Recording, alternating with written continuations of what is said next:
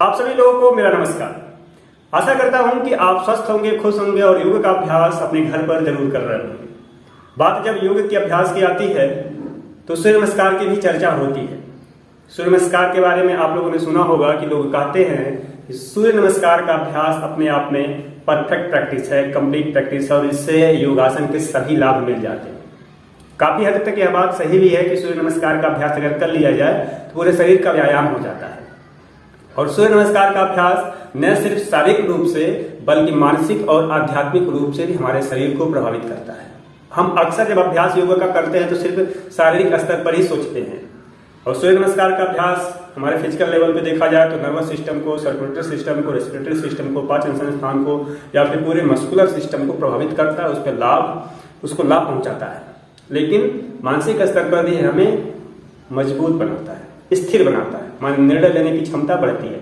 और आध्यात्मिक स्तर पर बात करें तो हमारे मेरुदंड में, हमारी रीढ़ की हड्डी में जो ईड़ा, पिंगला और सुषुम्ना नाड़ी है उसको ये स्वस्थ रखता है, और उसमें जो ऊर्जा का ऊर्ध्वगमन है, ऊर्जा जो हमारी निकलती है उसके प्रवाह को समुचित रूप से अच्छा करता है, उसके प्रवाह को बनाया रहता है और हमारी चेतना का स्तर बढ़ता जाता है। इसलिए सूर्य नमस्कार का अभ्यास हर किसी के लिए जरूरी है। फिर 8 साल के बच्चे को हम बताते हैं कि 8 साल से अगर कोई बच्चा 8 साल का हो गया तो सूर्य नमस्कार का अभ्यास, योगासन का अभ्यास शुरू कर सकता है, और बाकी अधिक उम्र के लोग भी इसको कर सकते हैं। अपनी अपनी क्षमता के अनुसार ही आपको निर्णय लेना है कि सूर्य नमस्कार कितना करना है। लेकिन एक बात आपको जान लेना है कि सूर्य नमस्कार का अभ्यास अपने आप में परफेक्ट प्रैक्टिस है, लेकिन कुछ आसन जोड़ेंगे तभी आप इसका पूरा लाभ पाएंगे। सूर्य नमस्कार के अभ्यास के साथ 2-3 आसन और जोड़ देने से इसका लाभ और बढ़ जाता है। क्योंकि आपने देखा होगा सूर्य नमस्कार का अभ्यास जब करते हैं तो इसमें आगे पीछे अपने स्पाइन को करते हैं, रीढ़ की हड्डी को करते हैं, कभी साइड झुकना नहीं हो पाता या फिर अपनी जगह पे हम ट्विस्ट नहीं कर पाते। आज मैं उन्हीं 2-3 आसनों को बताऊंगा, लेकिन उससे पहले आपको बता दूं कि अगर आप यंग हैं, अगर आप स्टूडेंट हैं, 20 साल से लेकर 45 साल के बीच में हैं, तो आप योग का अभ्यास अनिवार्य रूप से करें ही करें। वैसे तो योग का अभ्यास हर एक उम्र के लोगों को करना चाहिए, लेकिन जो ये स्टूडेंट लाइफ है और फिर 45-50 तक के लोग हैं उनको करना है। क्योंकि जब आप स्टूडेंट लाइफ में होते हैं तो आपके ऊपर बहुत अधिक प्रेशर होता है करियर को लेकर और अपनी लाइफ को लेकर कि लाइफ कहाँ जाएगी, करियर कहाँ जाएगा, मुझे क्या करना है।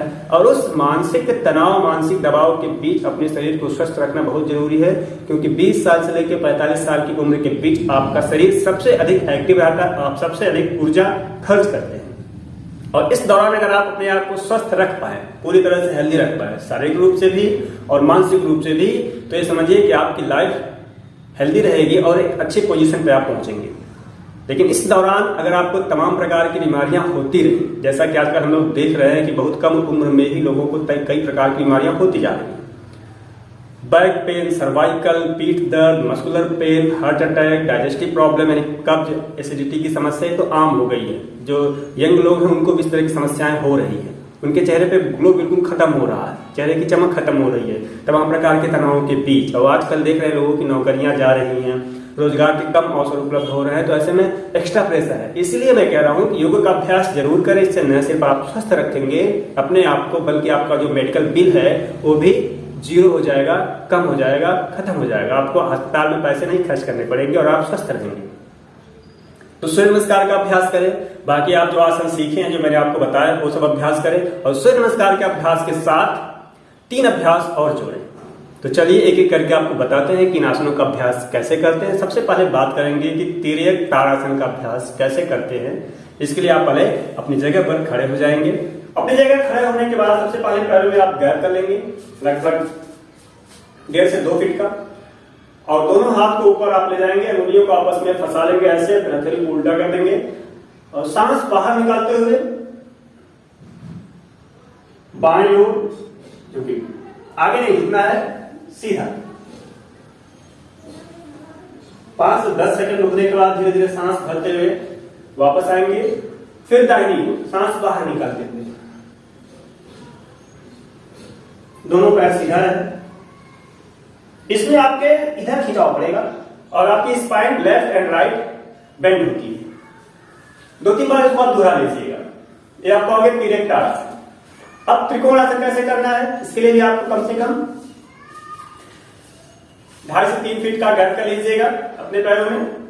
दोनों हाथ बिल्कुल जमीन के पैरेलल और इसमें आपको दाहिने अगर झुक रहे हैं तो दाहिने पैर के पंजे को उठा के ऐसे हाथ की तरफ कर लीजिएगा और सांस बाहर निकालते हुए हथेली को अपने पैर के पंजे पर रख लीजिएगा। दोनों हाथ एक सीधी में इस प्रकार हो और धीरे से अपने गर्दन को घुमा के ऐसे देखिएगा। इसमें भी 5 से 10 सेकंड सांस रोक कर रखिएगा। बाहर सांस बाहर निकाल के आना है। धीरे धीरे कम से कम 10 सेकंड या इससे अधिक भी रुक सकते हैं। वापस आइएगा, पैर के पंजे को सीधा कर लीजिएगा। अब बाएं तरफ झुकना है तो बाएं पैर के पंजे को आप हाथ की तरफ कर ले, सांस बाहर निकालते हुए वही अभ्यास दोहराना है लेफ्ट साइड से। इसमें भी देखिए, ध्यान दीजिएगा, आगे शरीर को नहीं बेंड करना, बिल्कुल सीधा रखना है। दोनों हाथ एक सीधे में गर्दन को घुमा के हथेली देखिएगा। वापस आ जाइएगा। ये 2 अभ्यास हो गए। तीसरा अभ्यास बैठ के करना है। अब बैठ कर जो अभ्यास करना है उसमें आप वक्रासन कर सकते हैं या अर्धमत्स्येंद्रासन कर सकते हैं, जिसमें स्पाइन को अपनी जगह पे ट्विस्ट करना है। तो सबसे पहले वक्रासन करके देखते हैं। वक्रासन के लिए आप जानते हैं, दोनों पैर को इस प्रकार सीधे फैलाएं, स्पाइन को सीधी रखें, बाएं पैर को उठा के दाहिने पैर के घुटने के बाहर की ओर रखना है और हाथ आप उठाइए और इस तरह घुटने के बाहर ला करिए। सांस बाहर निकालते हुए हाथ से पैर के पंजे को पकड़ लीजिए। तो स्पाइन को अपने जितना हो सके संभव पीछे ट्विस्ट कर, पीछे देखें। अपने हाथ को यहां भी रख सकते हैं या अपनी कमर में लपेट सकते हैं। इसमें भी 5 से 10 सेकंड आपको रुकना है और धीरे धीरे वापस आ जाना है। मैं पूरा 5 से 10 सेकंड नहीं रुक रहा हूं क्योंकि वीडियो लंबा हो जाता है। आप करिएगा पूरे 5 से 10 सेकंड। दूसरा अभ्यास ऐसे ही दोहरा लीजिएगा इसको, दूसरी तरफ से भी ही देखिए ऐसे, फिर बाहर पकड़ लेना है।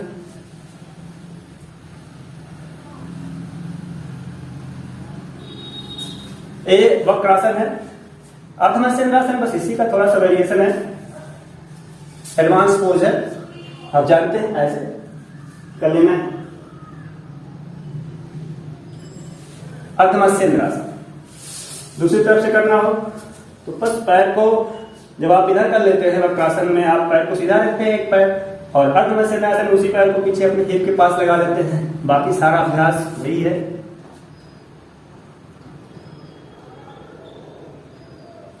वापस आ जाइए। रुकने की जो स्थिति है, हर आसन में कुछ देर तक रुकना चाहिए और फिर रिलैक्स होके उस आसन के जो प्रभाव है उसके बारे में सोचना चाहिए। इससे लाभ बढ़ जाता है। तो आशा करते हैं कि अब आपको इस बात की जानकारी मिल गई होगी कि सूर्य नमस्कार के अभ्यास को और अधिक लाभदायक बनाने के लिए इन आसनों को उसमें कैसे जोड़ा जाए, और आगे जब अभ्यास आप करेंगे तो इन आसनों का अभ्यास जरूर करेंगे जिससे आपको सूर्य नमस्कार का पूरा लाभ मिल सके। अगर आपके मन में और भी कोई प्रश्न हो तो कमेंट सेक्शन में आप पूछ सकते हैं। वीडियो अगर आपको अच्छा लगा तो लाइक करिएगा, दूसरे को भी शेयर करिएगा जिससे और लोगों को भी इस तरह की जानकारी मिलती रहे। अगर आप ऑनलाइन योग सीखना चाहते हैं तो आप नीचे दिए गए नंबर पर भी संपर्क कर सकते हैं। आप स्वस्थ रहें, योग का अभ्यास करें। नमस्ते, जय हिंद।